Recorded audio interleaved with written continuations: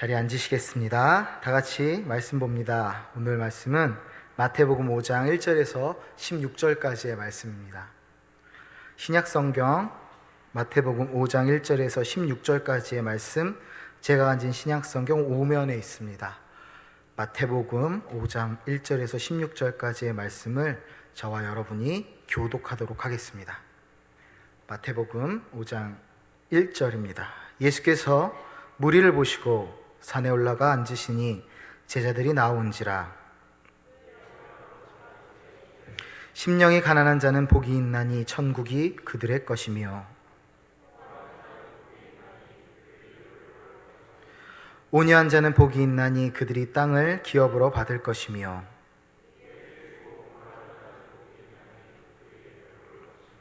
긍휼히 여기는 자는 복이 있나니 그들이 긍휼히 여김을 받을 것이며,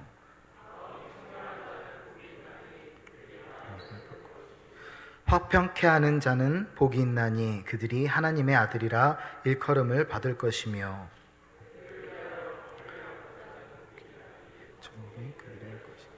나로 말미암아 너희를 욕하고 박해하고 거짓으로 너희를 거슬러 모든 악한 말을 할 때에는 너희에게 복이 있나니,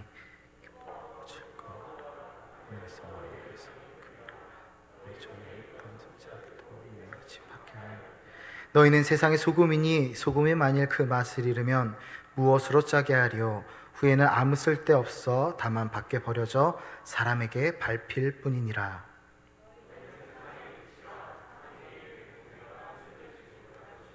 사람이 등불을 켜서 말 아래 두지 아니하고 등경 위에 두나니 이러므로 집안 모든 사람에게 비치느니라. 이같이 너희 빛이 사람 앞에 비치게 하여 그들로 너희 착한 행실을 보고 하늘에 계신 너희 아버지께 영광을 돌리게 하라. 아멘. 할렐루야. 반응이 오늘 약간만 있었네요. 할렐루야. 감사합니다. 우리 날씨도 많이 추운데 이렇게 예배의 자리 잊지 않고 오신 여러분 진심으로 감사하고 축복합니다. 우리 옆에 계신 분들과 인사할까요? 건강합시다. 네, 감사합니다. 기도하고 말씀 전하겠습니다. 기도합니다. 사랑의 하나님, 오늘 말씀 가운데 임재하여 주셔서 하나님의 말씀에 순종하게 하여 주시옵소서. 하나님 말씀 앞에서 나의 잘못이 드러나게 하시고 회개하게 하시고 하나님 뜻대로 살게 하옵소서. 이 세상에 살면서 세상을 두려워하여 타협하며 세상의 뜻대로 사는 것이 아니라 하나님의 말씀대로 순종하며 살아가게 하옵소서. 주의 말씀은 내 발의 등이요 내 길의 빛입니다. 믿음으로 살고자 할 때 그 발걸음을 인도하는 등불과 빛이 되어주시는 말씀 따라 살게 도와주시옵소서. 예수님의 이름으로 기도합나이다. 아멘. 오늘 좀 긴장돼요. 형제 같은 분이 오셔가지고 마치 가족 앞에서 말씀 전하는 것 같아요. 자, 사람들은 복에 대해서 되게 많이 이야기하죠. 여러분 복 받고 싶죠? 자기는 복을 거부한다 하시는 분 혹시 계세요? 없죠. 그죠? 다 복 받고 싶어요. 다른 말로 복을 행복이라고 해요. 그죠? 행복. 행복이라는 주제에 대한 연구가 요즘 참 많이 되고 있어요. 저 개인적으로는 전자책을 굉장히 좋아해요. 종이책은 무겁고 뭐 덩치는 이만한데 무거운 거 되게 싫어해요. 그래서 작은 이렇게 단말기에 넣을 수 있는 전자책을 선호하는데, 행복이라는 단어를 그 전자책 서점에 넣어봤어요. 그랬더니 1810권이 나오더라고요. 굉장히 많은 수의 사람들이 이 행복이라는 주제로 글을 쓰고 또 읽고 있다는 걸 알 수 있었습니다. 자, 그렇다면 이 행복, 우리 기독교인의 표현으로 복은 무엇일까요? 성경에서는 복에 대해 무엇라 말씀하시는지 한번 봤으면 좋겠어요. 창세기 12장 1절에서 3절을 보면 한번 같이 읽어볼까요? 우리 여러분 너무나 유명한 말씀이에요. 우리 다 같이 한 목소리 읽어봅니다. 시작.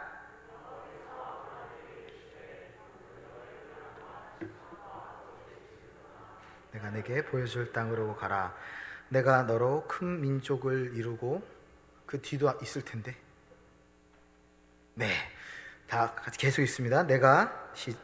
시작. 내가 너로 큰 민족을 이루고 내게 복을 주어 내 이름을 찬대하게 하리니 너는 복이 될지라. 너를 축복하는 자에게는 내가 복을 내리고 너를 저주하는 자에게는 내가 저주하리니 땅의 모든 족속이 너로 말미암아 복을 얻을 것이라 하신지라. 아멘.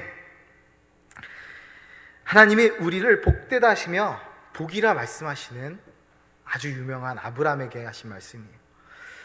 그럼 성경에서 예수님이 말씀하신 복이 무엇일까요? 오늘 본문에 그게 가장 잘 나와 있죠.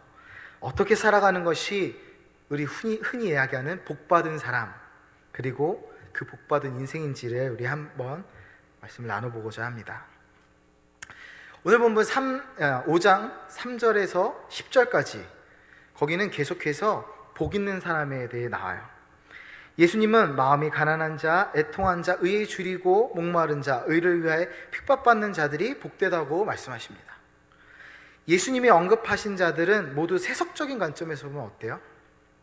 세상의 기준으로 보면 마음이 가난한 자, 또 애통하는 자, 슬퍼하는 사람이죠. 의에 줄이고 목마른 자, 의를 위하여 막 핍박받는 자. 근데 단순히 보면 가난한 사람, 슬퍼하는 사람, 그리고 뭔가 이렇게 먹을 것이 없어 괴로워하는 사람, 계속해서 괴롭힘을 당하는 사람, 세상 기준으로 보면 실패한 인생, 또 별거 없는 인생이에요. 불쌍하고 힘없는 사람들이죠. 계속해서 하나님은 어떤 사람이 복되다고 하시죠? 온유한 자, 자비로운 자, 마음이 깨끗한 자, 평화를 이루는 자가 복이 있다고 합니다. 우리가 세상을 살 때 이런 사람들이 과연 세상의 기준에서 복을 많이 받을까요? 많은 수의 성공으로 가는 사람들, 특히 한국 사회에서 석세스라는 것을 이룬 사람들의 대부분은 타인을 짓누르고 밟고 성공한 경우가 굉장히 많습니다. 경쟁 사회에서 누군가는 실패하고 누군가는 성공하죠. 근데 과연 그것이 우리가 이야기하는 하나님의 성공, 하나님의 복일까요? 그리고 또 그런 성공이 참된 가치를 추구할 수 있을까요? 여기서 우리는 예수님이 하나님이 정의하시는 복 있는 삶이란 능력이나 외형적인 가치가 아닌 성품이나 내면의 가치에 관련되어 있음을 발견할 수 있습니다. 이들이 복 있는 사람인 것은 도덕적으로 가치 있기 때문이 아니라 하나님이, 예수님이 함께 하시기 때문입니다. 여러분에게 성공에 대한 개념을 계속해서 강조하지요. 우리는 success people이 되면 안 돼요. 어떤 사람이 돼야 돼요? high effective people. 큰 영향력 있는 사람이 돼야 돼요. 근데 이 큰 영향력이 악한 영향력이면 되겠습니까?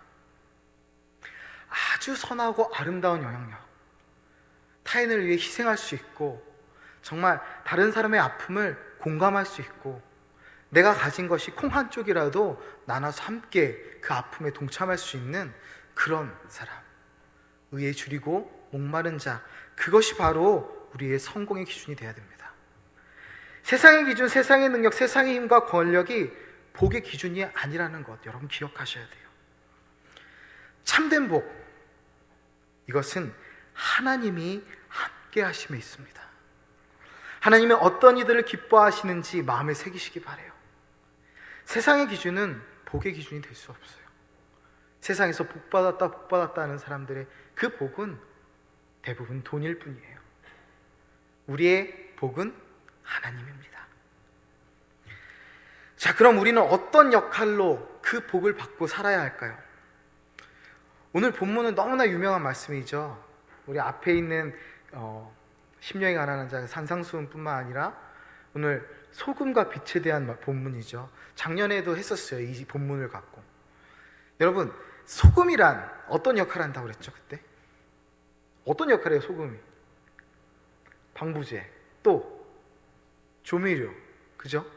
방부제와 조미료. 만약에 소금이 그 역할을 하지 못하면 뭐라고 그래요, 본문에서? 바닥에 버린대요. 그리고 어떻게 돼요? 밟히는 거예요. 예수님은 제자들을 가리켜 세상의 소금이라 하셨어요. 너희가 소금이야. 소금을 우리는 그리스도인들과 많이 비교합니다. 요즘 그리스도인들이 지탄을 많이 받죠. 저는 요즘 뉴스 보면서 좀 많이 마음이 아파요. 왜 꼭 우리가 국민들이 원하고 국민들이 바라는 세상, 그리고 그런 정치를 원하는 그 사람들과 반대하는 입장의 분들이 십자가를 들고 있을까? 굉장히 마음이 아픕니다. 여러분, 우리가 소금의 역할을 하지 못했기 때문에 우리는 지탄받는 거예요. 우리가 소금으로서 세상의 부정부패에 대해서 우리가 아니라 얘기하고 막을 써야 돼요. 그런데 그 부정부패의 앞잡이 노릇을 기독교인들이 했어요. 물론 지금의 우리가 아닌 선배님들 중에 그런 분들이 계셨던 거죠. 몇몇이. 결국엔 그로 인해서 우리는 세상의 핍박과 조롱을 받고 있습니다. 기독교가 아니래요. 기억에 애를 붙여요. 얼마나 속상합니까? 그러나 우리 분명히 알아야 되죠. 그 이유가 뭐라고요? 우리가 무슨 역할을 못했기 때문에? 소금의 역할을 못했기 때문에. 그죠? 그냥 부모님들 혹은 어른들이, 선생님들이 이렇게 하라 하면 하는 거라고 생각하고 우리 잘 순종하고 살았어요. 근데 거기서 하나님의 기준과 은혜의 기준을 반드시 깨닫고 그 기준에서 벗어났다 하면 벗어난 것 같아요, 벗어났습니다라고 우리도 얘기했어야 돼요. 여러분은 얘기할 수 있는 지적 능력과 영적인 분별력이 있습니다. 여러분, 그렇게 방부제로서의 역할을 해야 합니다. 또 그뿐만 아니죠. 맛을 내야 되죠. 맛있게 만들어야 돼요. 여러분, 저는 소금을 잘 안 먹어요. 간을 잘 안 해요. 그래서 도가니탕 먹을 때 소금 안 들어가면 좀 비릿하죠. 약간 성격이 이상해서 그게 참 좋은데, 대부분은 요즘에 좀 웃어주면 좋은데, 대부분은 그 소금이 안 들어간 곰탕이 되게 싱거워요. 비리고. 맞죠? 생선 요리를 할 때 소금을 안 치면 어때요? 맛이 없어요. 강고등어가 그래서 진짜 맛있잖아요. 잠실에 정말 맛있는 집 있는데 한번 갑시다 우리. 그 강고등어 딱 먹을 때 그 짭짤함과 그 살에서 나오는 그 뭐랄까 육즙 얼마나 맛있어요. 그게 뭘로 만드는 거예요? 소금에 잘 절여서 그 생선이 부패하지 않고 오랫동안 맛있게 먹을 수 있게 하잖아요. 우리도 마찬가지예요. 소금으로서 어느 곳에 있든지 그 공동체가, 그 모임이 맛있어져야 되는 거예요. 우리가 있으므로. 여러분이 가는 곳곳마다 우리가 가기 전에는, 여러분이 가기 전에는 그 공동체가 맨날 다투고 맨날 뭐 서로 의견 충돌에 싸웠다 하더라도 여러분이 감으로써 화평을 이루고 그들이 기뻐할 수 있어야 돼요. 여러분이 그런 소금과 같은 역할을 해야 합니다. 하나님이 그래서 우리에게 가난한 마음, 의에 줄인 목마름이 있는지 말씀하고 계신 거예요. 그리고 의를 위해 핍박받을 각오와 평화를 이루고자 하는 열망을 가지고 있는지 또 가지라고 말씀하고 계신 거예요. 우리가 잃어버린 맛을 다시 회복할 때 세상은 살맛 나는 곳이 됩니다. 여러분, 우리의 맛을 회복했으면 좋겠어요. 여러분은 짜야 돼요. 짭짜름해야 돼요. 너무 짜면 안 돼요. 또 짭짜름한 간이 맞은 사람이 돼야 돼요. 어느 공동체에서든. 우리 하나님 그리스도 예수 성령님이 그렇게 하신 것처럼 말이죠. 공생의 기간 동안 그가 가신 모든 것에서 기쁨이 넘쳤잖아요. 그를 시기한 자들이 나오기 전까지는 예수님이 가신 모든 것이 아름답고 화평을 이루고 치유의 역사, 변화의 역사가 있었습니다.